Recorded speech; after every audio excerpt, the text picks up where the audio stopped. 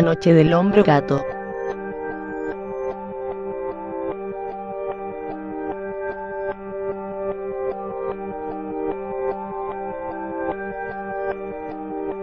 Segunda parte.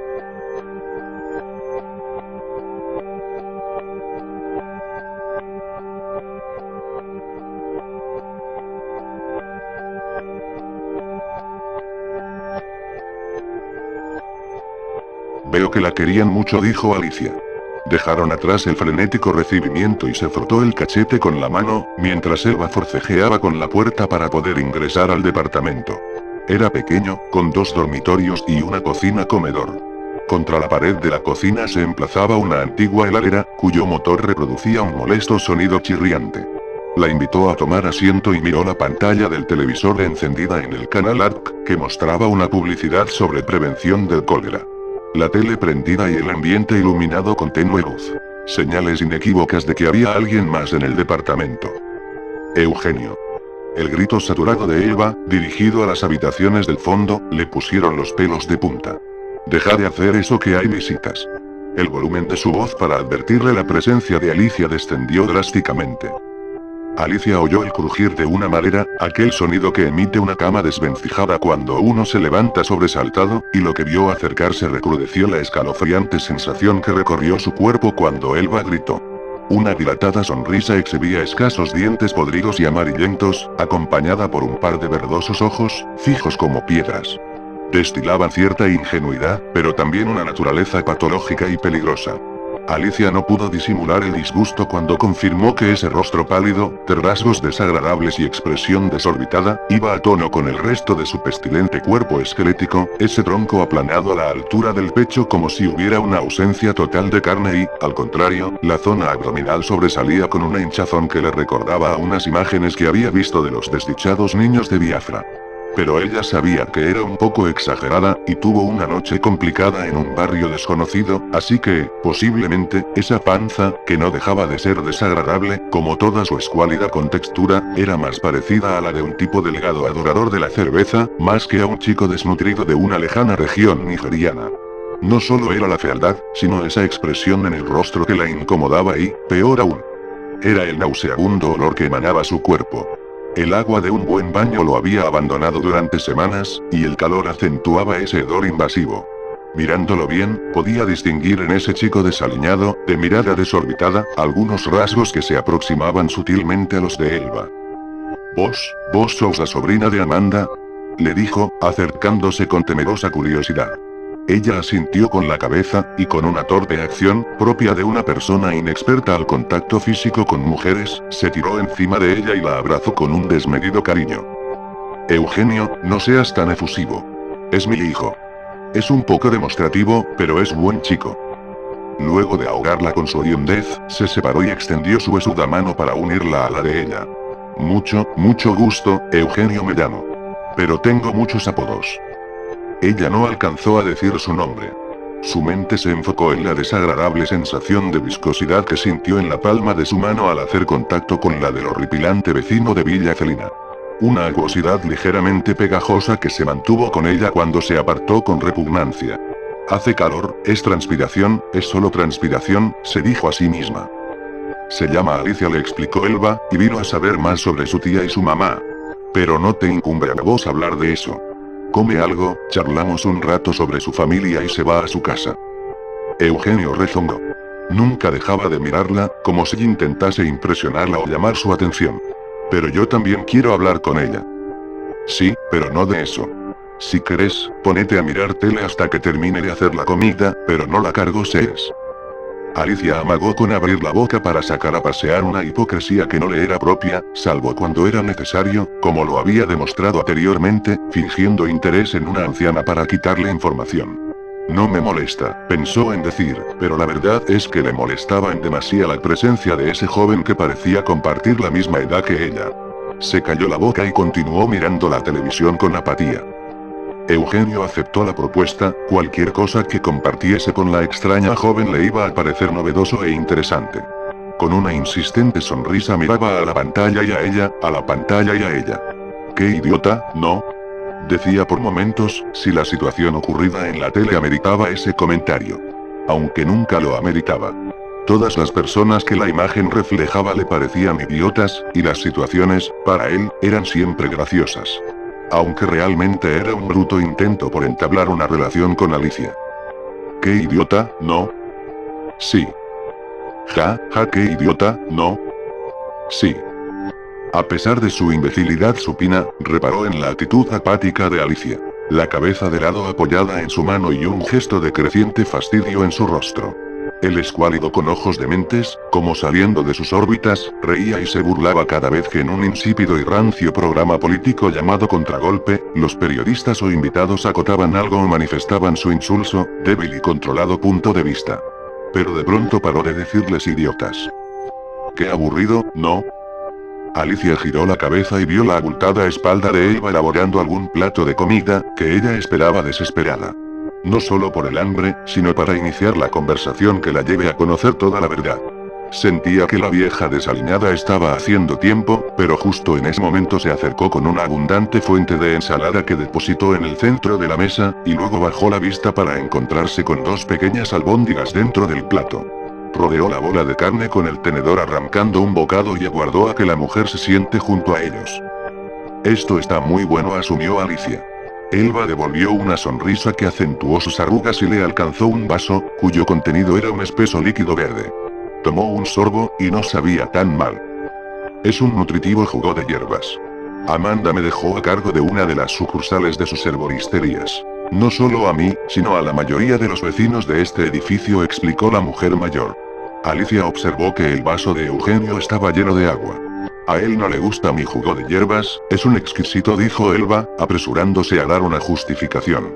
El exquisito escuálido de horrible apariencia estalló en una súbita carcajada y restos de carne picada mezclados con baba escaparon de sus comisuras. Introducía sus largos dedos en el plato y los sacaba con pedazos de albóndiga que desaparecían en su boca. El sabor del jugo era amargo, y al pasar por su garganta le dejaba una sensación arenosa. Así que, mi tía les dio trabajo a muchos vecinos. Hábleme sobre ella. Para serle sincera, no puedo contar con mi papá para saber qué fue lo que pasó, por qué huyó de este barrio cuando mi mamá falleció en el parto, y por qué odia a mi tía, al punto que me ocultó de ella y de este barrio que los vio crecer, durante 20 años. Elba le dio una mirada consoladora, y carraspeó un poco antes de dar inicio a una afable conversación, pero golpes repetidos a la puerta desviaron su atención. Y como si no fuera necesaria la autorización de los dueños, un grupo de 6 o 7 personas entraron al pequeño departamento con ademanes festivos.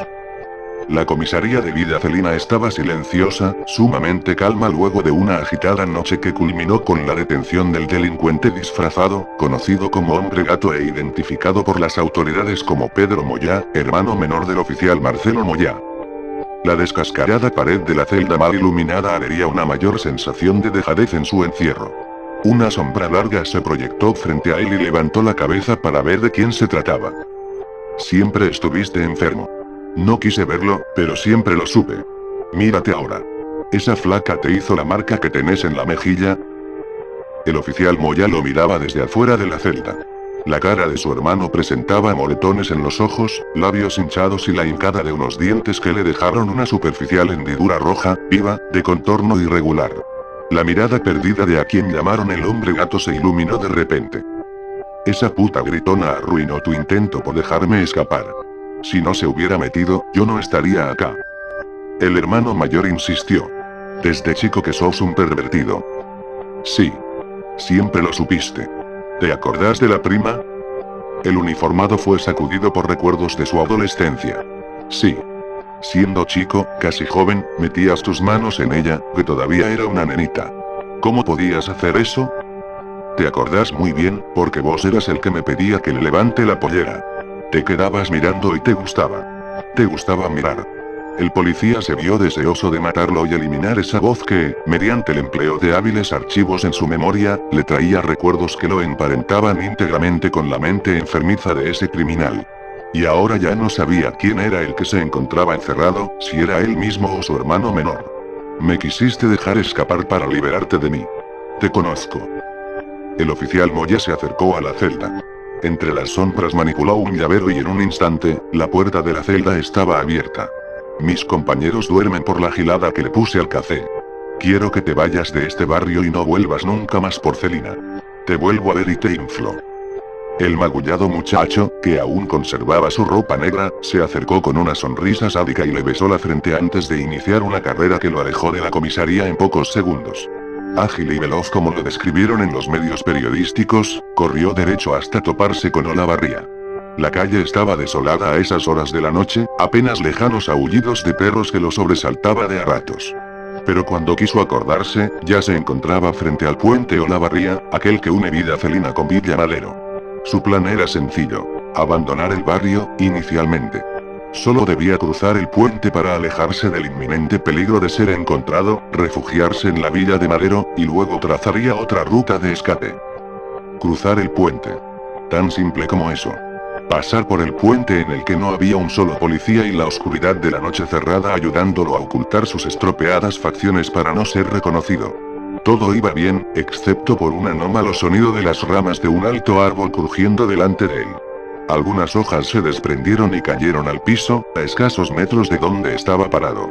Una vez que pasase aquel árbol, solo le quedaba cruzar la calle para tomar el puente de su libertad.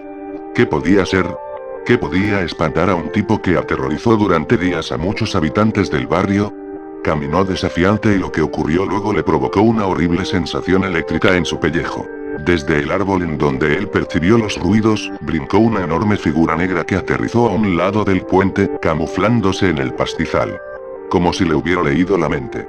O quizás, solo estaba jugando con él. El pavor lo obligó a aferrarse de la reja que rodeaba el parque del edificio de 10 pisos, sobre Olavarría, doblándose de miedo. Y la curiosidad fue lo suficientemente poderosa como para que sus ojos se posen en esa figura, que por la sombría noche pareció completamente negra anteriormente, pero al verla con detenimiento y con la luz adecuada, mostraba ante él una espantosa y viviente estructura orgánica, con feroces y brillantes ojos que miraban justo en la dirección en que él se encontraba. Un cuerpo horriblemente antropomorfo que lo observaba con las manos y pies sobre el pasto, como si estuviera preparándose para reptar. Gimió de terror cuando esa criatura de presencia amenazante se movió lentamente, estirando uno de los brazos y flexionando el otro. Entonces, vio con detenimiento lo que él, inocentemente, creyó eran un par de manos. Inhumanos dedos largos cubiertos de pelos, en cuyos extremos se prolongaban larguísimas, sólidas y afiladas uñas que hacían palidecer a los guantes de garras artificiales, que él utilizó, para aterrorizar a algunos vecinos. Con un escalofrío corriendo por su cuerpo salió huyendo por la calle Stranger. Escuchó detrás suyo el gruñido de un animal desconocido y su resquebrajada mente luchó contra la parálisis que le provocaba sentirse la potencial presa de esa inaudita criatura. Strangford se extendía desde Olavarría hasta el centro comercial. A su izquierda, la fila de edificios altos, de 10 pisos con sus respectivos parques, a la derecha, árboles dispuestos en fila y luego, la calle por la que pasaba indiferentemente algún que otro auto. «Ayuda», gritó con la garganta desgarrada. No le importaba regresar a la cárcel, no le importaba que una turba lo linche por los crímenes cometidos, solo quería alejarse a esa amenaza tan espeluznante e incomprensible. Corría sin mirar hacia atrás, pero extraños jadeos, sonidos de las copas de los árboles moviéndose e incluso pisadas, le confirmaban que el monstruo estaba cerca. Todo se volvió aún más terrorífico cuando se dio cuenta de que no importaba cuán veloz era corriendo. La bestia de garras sólidas y largas saltó por encima de él, cubriéndolo por un momento con su propia sombra y le bloqueó el paso con su imponente y terrible presencia. Porque no había mayor terror que la pérdida de toda esperanza. Allí parado, cubierto por la oscuridad de esa calle solitaria y por la enorme sombra del monstruo, sus pantalones mojaron por su propia orina, formando un charco entre las piernas. Quiso hablar, preguntarle qué era, pero sus labios temblaban y no pronunciaban palabras. Con un gesto de resignación, recibió un violento y sobrehumano zarpazo al rostro. Las garras se metieron en su carne y desgarraron todo a su paso. La mitad del rostro de Moya estaba atravesado por profundas aberturas por las que escapaba grasa y sangre. Su ojo izquierdo no existía, solo era una masa blanda que colgaba del cuenco. Gritó de horror cayendo al piso. Se llevó la mano al área atacada y descubrió cuánto daño le había hecho con un simple y brusco movimiento de aquella garra monstruosa. Por favor, era lo único que decía, acompañado de gritos de dolor. Sintió esa poderosa mano tomarlo de la cabeza y enderezarlo a la fuerza. Con sus largos dedos, con capas de pelo negro, rodeó su cuello y lo miró a los ojos. Esos ojos profundos, bestiales e inclementes eran lo último que vería en su vida. Porque ni bien las enormes garras de esa espeluznante criatura penetraron sin dificultad por la parte superior del cráneo, como introduciéndose en gelatina, este delincuente, que se hacía llamar el hombre gato, dejó de existir. No muy lejos de ese lugar, la cena transcurría con inesperadas visitas en el departamento del edificio 26. Ella es la hija de Gloria, anunció la obesa de rostro pintarrajeado que lideraba al entrometido conjunto de hombres y mujeres que rondaban los 60, 70 y 80 años, señalando a Alicia con el hinchado dedo índice. Provecho, provecho, decían al pasar, y avanzaban sin el más mínimo recato ante la aturdida comensal. La llenaban de coloridos elogios y exageradas adulaciones. Los más dicharacheros eran una pareja que parecía haberse vestido para la ocasión, como si esa ropa la hubieran reservado para aquel día tan especial para ellos. Él vestía un deslumbrante saco amarillo, que hacía tono con los pantalones, y blancos zapatos relucientes. Ella usaba un sombrero de ala ancha, y compartía la afición de la mujer obesa de maquillarse al extremo y pronunciar sus rasgos, casi como una caricatura. Afortunadamente para Alicia, se quedaron un rato, no aceptaron ser parte de la cena, y se fueron saludando con la misma energía con la que habían entrado. Imagínate, tu tía les dio ese trabajo tan fructífero que les permitió comprar sus departamentos. Todos los de este edificio, o casi todos, trabajaban con tu tía. Él le explicó a una Alicia que escuchaba con atención y haciendo un oneroso esfuerzo para que un extraño vértigo no se note a los ojos de los presentes. Estaba en un momento clave de la noche, aquella que se desarrolló vertiginosa y violenta, en un barrio plebeyo, de clase trabajadora, completamente ignoto para ella a ese momento. Ahora le tocaba a Eva hablar, de su tía, de su madre y de su padre. ¿Por qué? Maldijo su suerte. Mientras elaboraba la pregunta, otra oleada de vértigo hizo oscilar la holgada silueta de Eva, sentada frente a ella. No se rindió. ¿Por qué nos fuimos de este barrio? Su largo y delgado brazo permaneció extendido, con la palma de su mano apoyada firmemente en la mesa para mantener el equilibrio. De sus manos brotaba un copioso sudor. Eso te lo va a explicar tu padre, querida Alicia. Alicia se sorprendió, pero sus ojos seguían cayendo pesadamente. ¿Mi papá? ¿Él sabe dónde estoy? ¿Va a venir acá?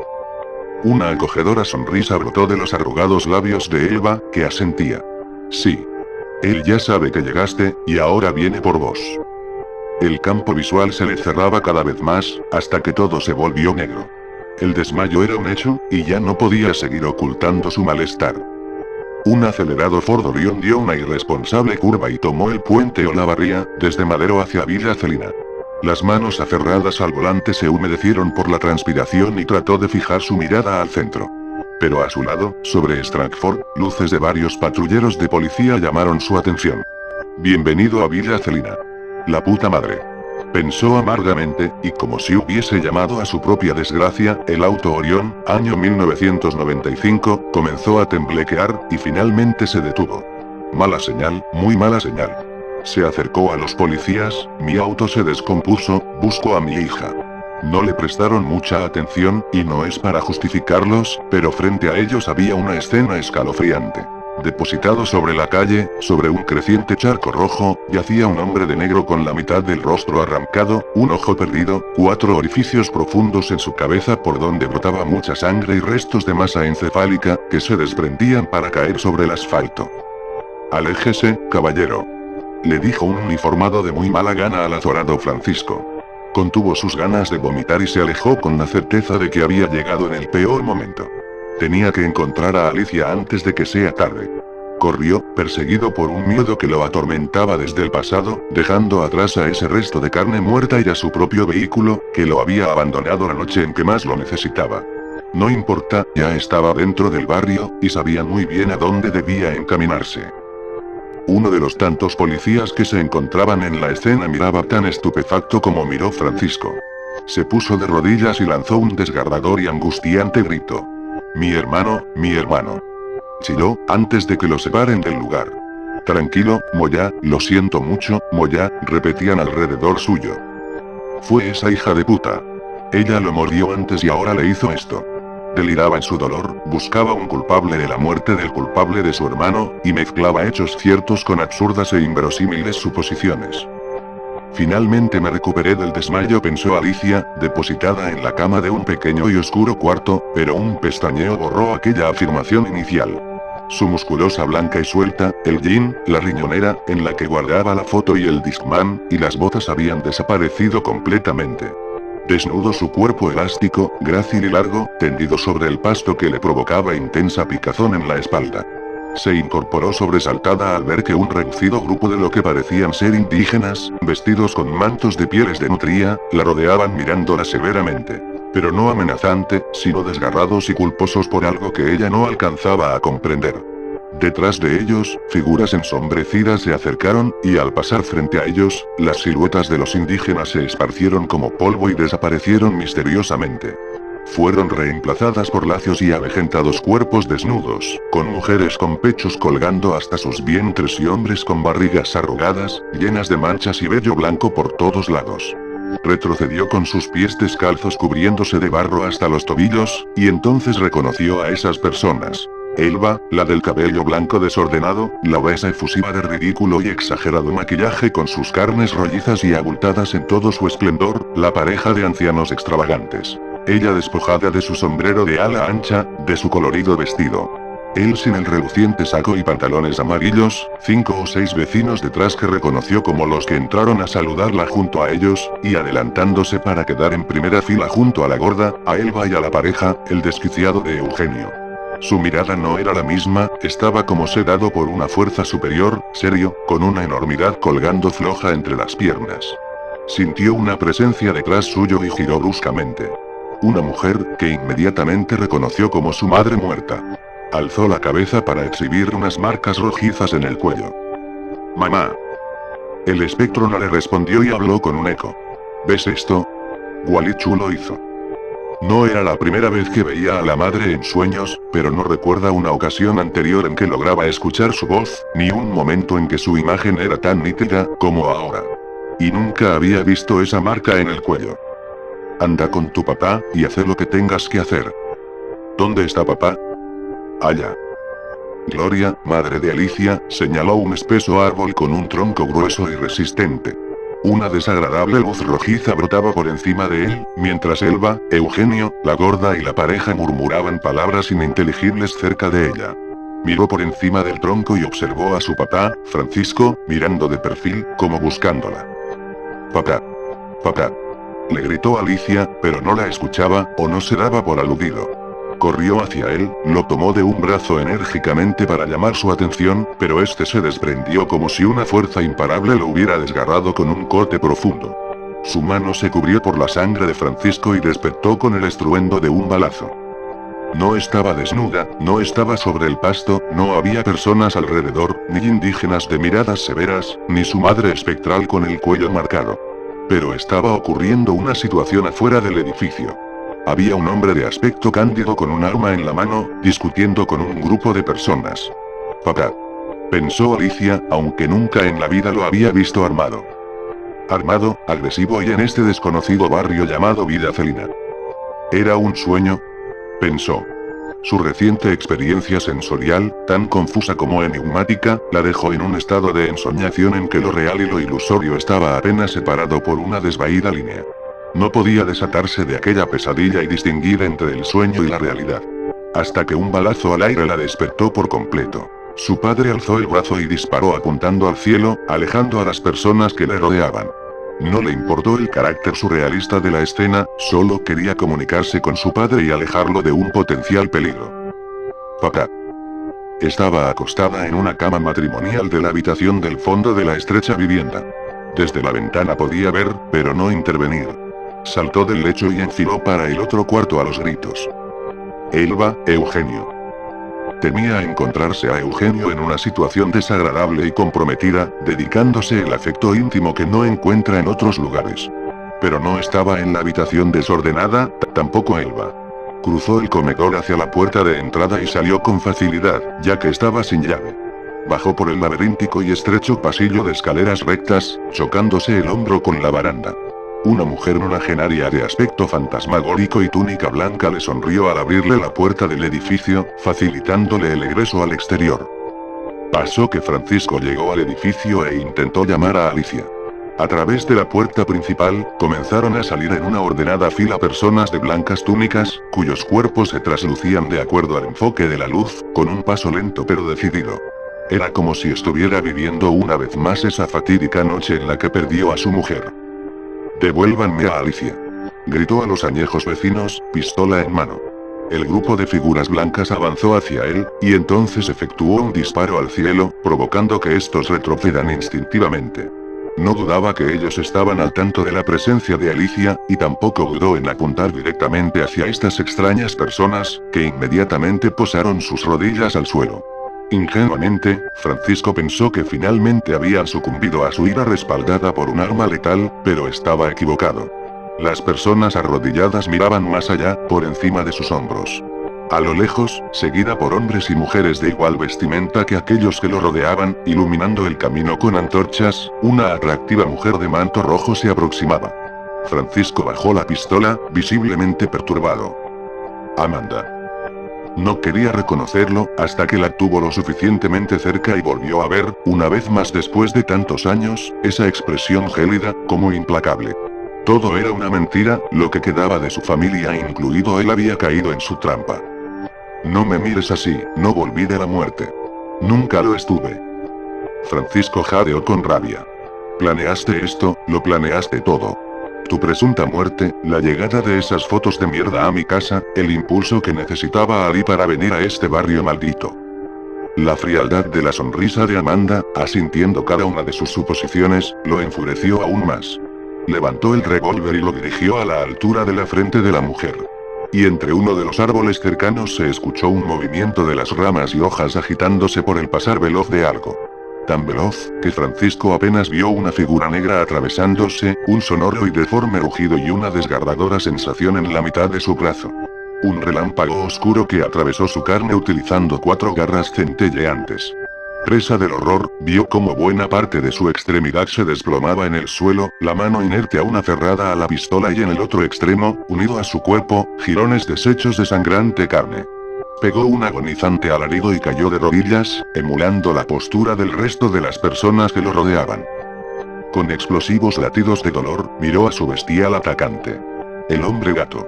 Así lo llaman las mentes comunes que recurren a elementos conocidos para comprender a esta magnífica existencia. Pero no es hombre, ni gato. Es un ser traído de un plano remoto para darnos un propósito, una posibilidad de soñar con la futura evolución en materia física y espiritual. En shock, temblando como si lo asaltara una fiebre tenaz, oía las palabras determinantes de Amanda y miraba a ese ser despreciable, cuya anatomía era intolerante para sus ojos mundanos. Esta bestia se acercó amenazante, su garra ya se había bañado con la sangre de su brazo perdido. Una vívida repulsión lo sacudió al contemplar el rostro grisáceo, de piel arrugada y lampiña como gran parte de su cuerpo. Unas orejas grises y puntiagudas sobresalían de su monstruosa cabeza calva, y los ojos grandes, con pupilas en forma de rayas verticales que ardían como un voraz e imposible incendio, podrían amedrentar a cualquier león africano.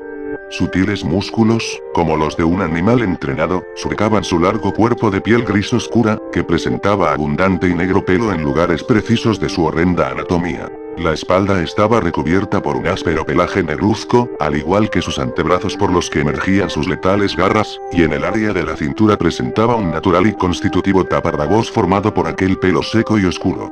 Le demostró ante sus ojos que las garras eran retráctiles, y éstas aumentaron en volumen y en longitud. «Papá, papá». La desconcertada Alicia se abrió paso a puro cogazo y se detuvo al ver la escena dantesca. Se llevó las manos a la boca cuando reconoció a su padre, Francisco, mutilado, vibrando de dolor y acompañado por un horripilante monstruo y su tía muerta. «Alicia, Alicia, lo siento tanto». Ella miraba a su padre sin un brazo, luego a Amanda y a ese ser repulsivo que se paró al lado de él, dirigiendo sus garras al estómago. «Parece que al final, la verdad va a salir a la luz», dijo la tía, mirando fijamente a Alicia. Sus ojos fríos se habían vuelto un poco más cálidos y complacientes. «¿Qué carajo es esa cosa? ¿Qué hace la tía Amanda? ¿Qué te pasó, papá?» Alicia estaba haciendo equilibrio en la delgada cuerda de la razón, pero ésta se encontraba deshilachada y con rasgaduras que aumentaban su tamaño a medida que ella continuaba contemplando esa inexplicable escena. quiso socorrer a su padre, pero las personas de túnicas blancas se lo impidieron sujetándole los brazos. Ali, la muerte de tu tía fue una mentira para traerte acá, ella ideó ese plan. La voz de Francisco se debilitaba, y Alicia no hacía más que llorar. Hay otra cosa que quiero decirte. Alicia lo interrumpió, y a pesar del llanto, su voz sonó clara. Ya lo sé. No sos mi papá biológico, pero no me importa. Francisco sonrió débilmente. Siempre fuiste deductiva. Ve, me gustaría decirte que tu papá es algún vecino de este barrio, o un amorío de tu mamá, incluso algún amigo, pero no. Tu verdadero papá es esta cosa, esta abominación que ves a mi lado. Alicia negó con la cabeza y miró a ese monstruo de orejas largas terminadas en punta, sus garras filosas tocando el abdomen de Francisco. Estás delirando, perdiste mucha sangre, ni siquiera sé si esa cosa que veo es real, ¿de qué hablas? Amanda dio un paso al frente. Alicia, sos una chica inteligente. Míralo. Examinó esa anatomía de 2 metros de largo, una abominable mezcla entre un animal y un hombre. Le dio asco, la fragilidad de su estado psicológico se resquebrajaba con solo mirarlo, pero extrañamente. Lo sentía cercano. Era como si lo conociera de toda la vida, como si un vínculo intangible que el tiempo y el espacio no pudieron borrar, se pusiera de manifiesto. Francisco no volvió a hablar. Las garras que brillaban en la oscuridad perforaron su estómago, y abriendo paso a una interminable corriente de sangre, esa mano llena de pelos introducida en su cuerpo convulsionando, ascendió hasta el cuello y finalizó el recorrido tomando su vida.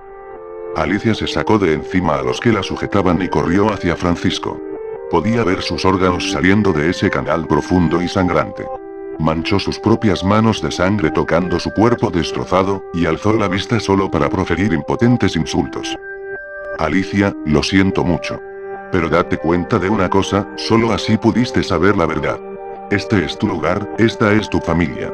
Él es tu padre, dijo Amanda, señalando a la criatura negra y gris. Y no va a dejar impune a nadie que haya intentado lastimarte. El peso de su garra cayó sobre el desgraciado que intentó violarte, el que se hacía llamar hombre gato, inspirado por las noticias periodísticas y por los vecinos que llaman así a nuestro guía, a tu verdadero padre. La hija del hombre gato giró lentamente la cabeza, buscando a Elba, presente en el nutrido grupo de fantasmales túnicas blancas. La vieja movió la cabeza afirmativamente. Y Amanda siguió hablando. En cuanto a él, fue el principal responsable de nuestro alejamiento, te impidió conocer tu origen. Mintió y ocultó información para quedarse con vos, miró con desdén el cadáver abierto de Francisco. Tuve que usar las mismas herramientas que él. Hicimos un velorio ficticio para llegar a vos, y que las fotos te lleguen. Pero acá estás, en tu lugar. Alicia sintió temblores cuando el hombre gato se acercó a ella sacando las garras. La uña del peludo dedo índice penetró en su sien como una jeringa, y sus ojos se voltearon hasta volverse blancos. Su cuerpo comenzó a sufrir violentos espasmos, pero su mente ya no estaba allí. De pronto, una iglesia apareció frente a ella. Una hermosa mujer con un crucifijo colgando en su pecho se confesaba con el cura. Gloria, mamá. La reconoció al instante. Se la notaba apesadumbrada, manifestaba su amor por Francisco, pero su incapacidad de generar hijos. Cenas rezando y agradeciendo a Dios, cientos de Padre Nuestro antes de dormir rogando por la oportunidad de poder dar vida, pues los doctores habían sido francos con ella. Se había negado a recurrir a la ciencia, su meta en este mundo era engendrar una vida de modo natural. Y esto se convirtió en una insana obsesión. Francisco, de joven, la consolaba. Gloria vivía deprimida. Vio a su tía Amanda llegar al barrio Villa Celina, en donde Gloria y Francisco vivían. Durante años, había recorrido provincias del norte para llevar la palabra de Dios, pero en cambio, trajo otras palabras y abandonó a su antigua deidad. La tierra, el sol y la luna regían su vida ahora. Había cambiado curas por chamanes, santos por espíritus. Alicia, rodeada por un manto de invisibilidad y atravesando tiempo y espacio, vio a su acongojada madre seguir el consejo de su hermana, que incluía una promesa: tener un hijo. En el siguiente retrato animado reconoció las versiones más jóvenes de Elba y los vecinos. Vestidos igual que en el presente, con ligeras túnicas blancas y sosteniendo antorchas, rodeando a la tía y a su madre que se encontraban en el centro de aquel oscuro y abierto lugar. La escena se volvió aún más perturbadora cuando esta presencia abstracta que era la consciencia de Alicia se aproximó para ver este extraño ritual en detalle, y se topó con un hombre atado de pies y manos al grueso tronco de un árbol que se elevaba desde la tierra polvorienta. A los pies de su madre había 6 gatos negros maniatados que maullaban al compás de los ahogados gritos del hombre, bloqueados por una improvisada mordaza. Con un enérgico gesto, la tía Amanda ordenó a sus fieles que comiencen a cantar, mientras sacaba de la túnica roja una daga de filo ajado. Gloria suplicó por la vida de los gatos y apartó la mirada violentamente. Los demás gritaban más fuerte. Gualichu. Gualichu. Uno a uno, los lomos de los felinos fueron atravesados por esa daga de apariencia ancestral, lanzando profundos y agónicos maullidos que estremecieron los sentidos de Alicia. Entonces vio que su apabullada mamá ya no quería ser parte de ese rito demencial. Daga en alto y mirando al desdichado joven aterrado, Amanda penetró su pecho con la punta, derramando la sangre cual manantial rojizo por su cuerpo, y una vez en el piso, se unió al líquido vital que emanaba de los gatos asesinados. El charco formado por sangre humana y animal comenzó a burbujear anormalmente. El movimiento pulsante dio lugar a una masa morada que tomaba forma y volumen, mientras todos gritaban y celebraban con las rodillas al suelo. Alicia no quería ver lo que de allí estaba emergiendo, pues sabía quién era. 2 extremidades largas sobresalieron y sus nervios se cargaron con carne y músculos vivos. Los pelos salían de su cuerpo y recubrían parte de su flamante carne. El horroroso nacimiento culminó con la presencia de aquel al que llamaban el hombre gato. Un crujiente rugido resonó en ese despejado sitio de calle de tierra, por la que crecían pastos y algunas flores, mientras Gloria miraba con estupor. Oh, grandioso ser enviado por Gualichu. Te traje lo que te prometí en sueños, esta es mi ofrenda para que, a través de su unión, puedan procrear a tu sucesor. Gloria volvió a protestar, no era lo convenido. Te dije que un ser de otro plano te ayudaría a quedar embarazada. Te dije que tu hijo sería fuerte, sano y con todas las características físicas de un ser humano, como su madre. Pero el pacto también dice que él o ella va a tener que gobernar en el plano de las bestias junto al padre, si querés podés acompañarlos. Así son las cosas, hermana. Dicho esto, el horripilante hombre gato rasgó la delicada túnica blanca de Gloria descubriendo su cuerpo desnudo, y la tumbó a piso. Un aberrante acto sexual dio inicio ante los ojos de Amanda, los presentes y la viajera consciencia de Alicia, que ni bien vio a ese hombre animal alojado en su madre, aplastándola con aquel cuerpo monstruoso y moviéndose rítmicamente contra ella, se alejó impresionada. Pero no pudo apartarse de los gritos de dolor que la joven mujer emitía, ni de los horribles bramidos lujuriosos de ese abominable ser. Al finalizar, la invocada bestia acarició la cabeza de la tía Amanda con su velluda garra, y observó a la fatigada Gloria con esos ojos que ardían incesantes. Ahora formo parte de ti. Tu cuerpo y tu mente están unidos a mí. No intentes escapar, no busques escondites porque no lo hay. No hay escollo posible que pueda funcionar contra mí. Cuando lo tengas, tráelo conmigo. El hombre gato hablaba, y era la primera vez que escuchaba esa profunda voz que inquietaba los tímpanos de quien lo oyera. Habrá desaparecido, o se fue trepando las paredes, pero al salir la tía Amanda llevando a la exhausta Gloria junto al resto de los fieles, esa criatura de piel gris y cortada por arrugas ya no estaba. Pasaron 9 meses y Gloria veía la imagen del hombre gato proyectada en espejos, en sueños y en los lugares más insólitos. Siempre recordándole que él veía lo que ella, y sabía en todo momento en dónde estaba. El parto se realizó en su casa, siempre tuvo la sospecha que de su cuerpo saldría un ente despreciable con rasgos felinos, pero no fue así. Gloria esperó ese mismo día para confesarle lo ocurrido a Francisco. Se desmayó, volvió en sí y luego se desmayó otra vez. La veía rara, y ellos atribuían el embarazo a un conveniente milagro, lo cual acercó a Francisco a la religión de su esposa un poco más. Lo cierto es que no lo creyó. Su mujer había sido infiel y tapaba su culpa con esta historia de monstruos del más allá. El embarazo había tocado fibras sensibles y había perjudicado su estado mental. Él no estaba mejor. De pronto, esperaba un hijo que no era de él. Le rogó que quería tenerlo allí, y le pidió que aleje a los amigos de Amanda que iban a ir por ella. Francisco se asustó. Y confirmó el miedo de su mujer cuando vio decenas de personas congregadas bajo el edificio. Gloria dio a luz a una hermosa beba, bajo una atmósfera amenazante. Gloria, no te escondas de él. Amanda gritaba a viva voz. Francisco entendió que esta mujer junto con varios de sus vecinos, formaron un culto. Y por alguna razón, querían a la recién nacida. Tomó la pistola, que era de su padre, y bajó a enfrentarlos. Espérame acá, vuelvo por vos y por Alicia.